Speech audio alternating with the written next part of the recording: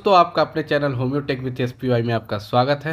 आज हम लोग पढ़ने वाले हैं बौद्ध एवं जैन धर्म से रिलेटेड जो भी इम्पोर्टेंट क्वेश्चन एग्जाम में पूछे गए हैं और जो आने की संभावना है उसे हम लोग आज कवर करेंगे। तो सबसे पहला क्वेश्चन है कि गौतम बुद्ध का जन्म खालिस्तान में हुआ था। ठीक है, तो जो इसका सही आंसर है लुम्बिनी। ठीक है, तो लुम्बिनी ये पड़ता कहाँ पे है? आज की डेट में ये लुम्बिनी जो है नेपाल में पड़ता है। ठीक है, नेपाल में है। अब यहाँ पे एक और क्वेश्चन बनता है कि गौतम बुद्ध जी का जन्म कब मतलब किस ईयर में हुआ था? तो वो याद रखना हमको 563 ईसा पूर्व। ठीक है, ईसा पूर्व 563 ईसा पूर्व में गौतम बुद्ध जी का जन्म हुआ था। ये कपिल वस्तु के लुम्बिनी नामक वन में शाक्य क्षत्रिय कुल में 563 ईसा पूर्व में इनका जन्म हुआ था। तो यहाँ से हमको क्या क्या याद हो गया कि गौतम बुद्ध जी का जन्म कपिल वस्तु के लुम्बिनी में कब हुआ था? तो 563 ईसा पूर्व में। और ये कहाँ पे पड़ता है? तो नेपाल में पड़ता है। ठीक है, यहाँ से हमारे 3 क्वेश्चन रेडी हो गए। नेक्स्ट क्वेश्चन है, बुद्ध शब्द का तात्पर्य होता है। तो बुद्ध शब्द का तात्पर्य क्या होता है? बुद्ध शब्द जो है ना उसका अर्थ है जारित। ठीक है, क्या है? जारित या तो ज्ञान संपन्न, जारित या ज्ञान संपन्न। तो इसका सही आंसर क्या हो जाएगा? सी नंबर इसका सही आंसर होगा। और गौतम बुद्ध को ज्ञान प्राप्त होने के बाद बुद्ध कहा गया था। ठीक है, ज्ञान प्राप्त होने के बाद इन्हें बुद्ध कहा गया था। और इसमें एक और चीज़ याद रखिएगा कि जो ज्ञान की प्राप्ति हुई थी ना इनको, वो बोध गया में हुई थी। और बोध गया कहाँ पे पड़ता है? बिहार में पड़ता है। ठीक है, तो यहाँ से हमारे 4 क्वेश्चन तैयार हो गए।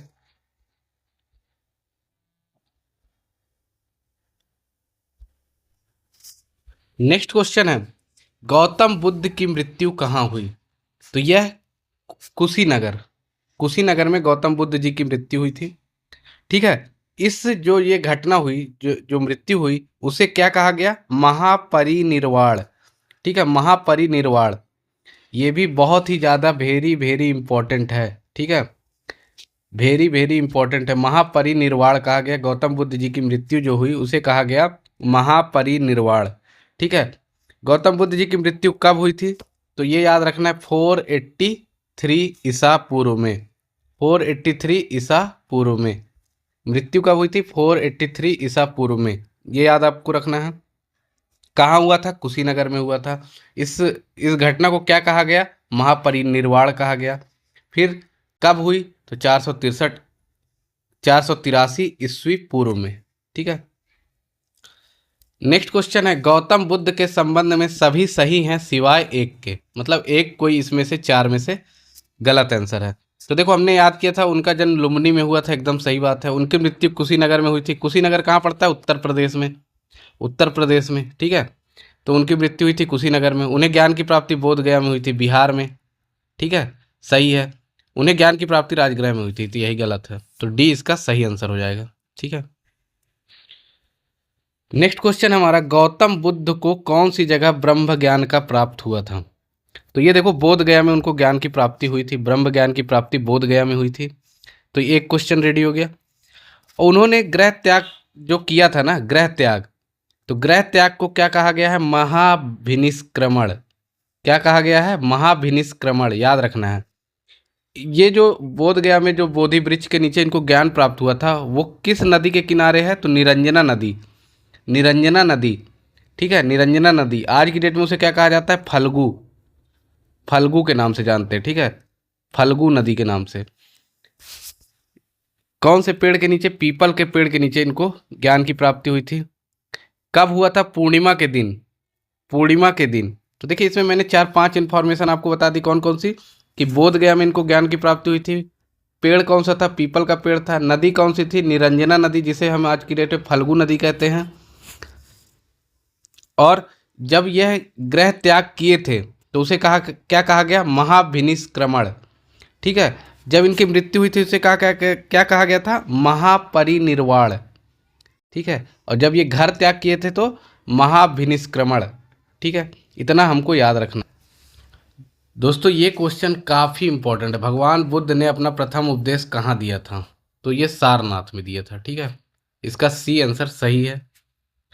ठीक है, सबसे पहला मतलब उपदेश इन्होंने कहाँ दिया था? आपका सारनाथ में दिए थे, जिसे क्या कहा गया है? धर्म चक्र प्रवर्तन कहा जाता है। इसे क्या कहा जाता है? धर्म चक्र प्रवर्तन। और ये सबसे इम्पोर्टेंट, वेरी वेरी इंपॉर्टेंट, इसको एकदम दिल दिमाग सब जगह बैठा लीजिएगा। ये प्रथम उपदेश भगवान बुद्ध जी के द्वारा कहाँ पे दिया गया था? तो सारनाथ में दिया गया था, जिसे क्या कहा जाता है? तो धर्म चक्र प्रवर्तन कहा जाता है। नेक्स्ट क्वेश्चन है, जातक पवित्र ग्रंथ है, तो ये किसका है? बौद्धों का जातक पवित्र ग्रंथ है। ठीक है, ये कहाँ? खुदक निकाय का भाग है। किसका भाग है ये? खुदक, खुदक निकाय का भाग है। खुदक निकाय का भाग क्या है? जातक, खुदक निकाय का भाग है। गौतम बुद्ध के रूप में जन्म लेने के पूर्व बुद्ध ने 550 से भी अधिक जन्म लिए थे। जातक ग्रंथों में बुद्ध के इन्हीं पूर्व जन्मों की कथाएं वर्णित है। जातक में क्या वर्णित है? मतलब जो बुद्ध भगवान थे ना, उनकी पूर्व की जन्म की कथाएं जो हैं वो वर्णित है जातक में। जातक पवित्र ग्रंथ है, किसका? बौद्धों का। ये भी काफी इंपॉर्टेंट क्वेश्चन है। बौद्ध धर्म के प्रचार प्रसार के लिए कौन सी भाषा प्रयोग की गई थी? तो पाली भाषा का प्रयोग किया गया था बौद्ध धर्म में। और प्राकृत भाषा का जैन धर्म में। याद रखिएगा, जैन धर्म में प्राकृत भाषा का प्रयोग किया गया था। ठीक है, तो आपको याद रखना कि बौद्ध धर्म के प्रचार प्रसार के लिए पाली भाषा। नेक्स्ट क्वेश्चन है, बुद्ध के उपदेशों का संग्रह है, तो ये किसमें है? सुत्त पिटक में। ये भी क्वेश्चन आता है, बुद्ध के उपदेशों का संग्रह सुत्त पिटक में, याद रखिएगा। नेक्स्ट क्वेश्चन हमारा, बौद्ध शिक्षा का वर्णन निम्नलिखित में से किसमें है? तो त्रिपिटक में। बौद्ध शिक्षा का वर्णन जो है त्रिपिटक में मिलता है। त्रिपिटक शिक्षा का मूल ग्रंथ है, यह पाली भाषा में रचित है। ठीक है, यह भी किसमें है? पाली भाषा में रचित है। इसको 3 भागों में बांटा गया है। कौन कौन सा? सुत्त पिटक, विनय पिटक और अभिधम्म पिटक। ठीक है, कौन कौन से? सुत्त पिटक, विनय पिटक और अभिधम्म पिटक। तो ये 3 भागों में बांटा गया है। और ये कौन सी भाषा में है? पाली भाषा में, याद रखिएगा। ये क्वेश्चन है, निम्नलिखित में से बुद्ध के समकालीन कौन था? तो ये कन्फ्यूशियस। ये कहाँ के थे? चीन के थे। ठीक है, चीन के थे, चीनी लोग इन्हें क्या बोलते थे? राजा फूत्से, राजा फूत्से कहते थे। ठीक है, ये महावीर तथा बुद्ध दोनों के समकालीन थे। नेक्स्ट क्वेश्चन हमारा, गौतम बुद्ध द्वारा भिक्षुणी संघ की स्थापना कहाँ की गई थी? तो ये वैशाली में की गई थी। ठीक है, और एक क्वेश्चन आता है, देखिए, बौद्ध धर्म को ग्रहण करने वाली प्रथम महिला कौन है? तो ये क्या है? इनकी जो सौतेली माता थी ना, प्रजापति गौतमी, प्रजापति गौतमी। ठीक है, प्रजापति गौतमी, याद रखिएगा, प्रजापति गौतमी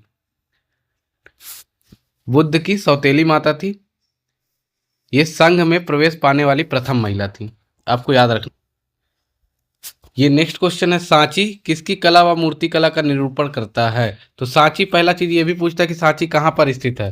तो ये हमारा मध्य प्रदेश में स्थित है।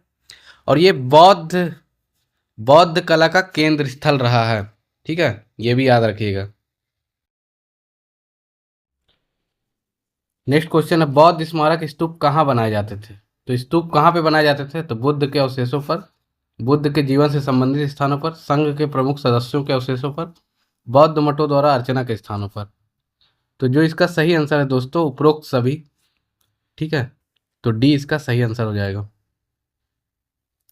नेक्स्ट क्वेश्चन है, बुद्ध के उपदेशों का मुख्य संबंध था? तो सिंपल सा था, विचारों और चरित्र की शुद्धता।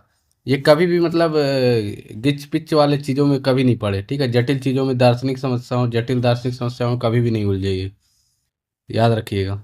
एकदम सिंपल सा फंडा था इनका, विचारों और चरित्र की शुद्धता। नेक्स्ट क्वेश्चन है, कपिल वस्तु संबंधित है भगवान बुद्ध से।